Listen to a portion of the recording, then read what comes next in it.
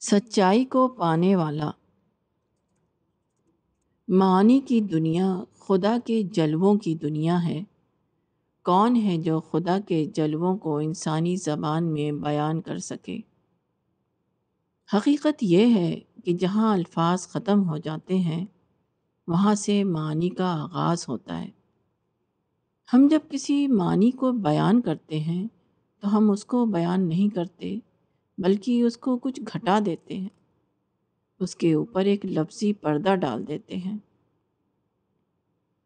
کسی بامعنی حقیقت کو کوئی شخص محض اس کے الفاظ سے سمجھ نہیں سکتا۔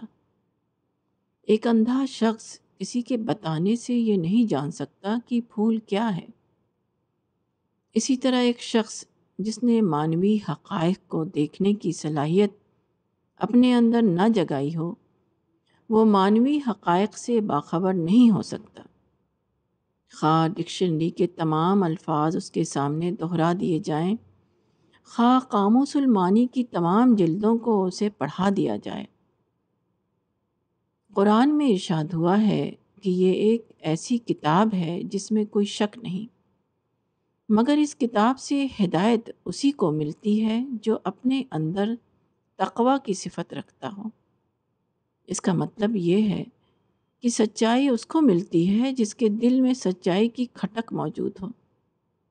جو شخص سچائی کی تلاش میں ہو، سچائی جس کی ضرورت بن گئی ہو، جو سچائی کو پانے کے لیے اتنا بے قرار ہو کہ وہ اسی کی یاد لے کر سوتا ہو اور اسی کی یاد لے کر جاگتا ہو، جو آدمی اس طرح سچائی کا طالب ہو، قرآن اسی کے لیے ہدایت بنتا ہے۔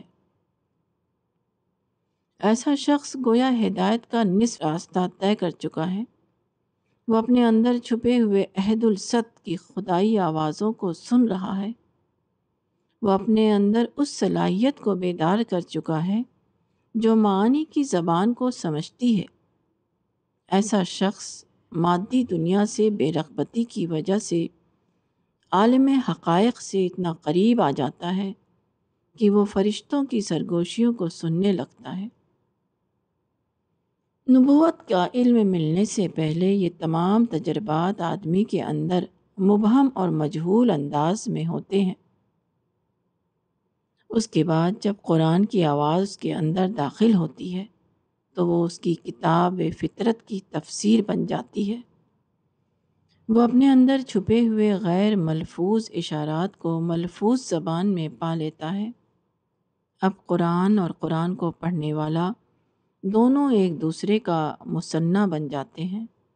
قرآن وہ بن جاتا ہے اور وہ قرآن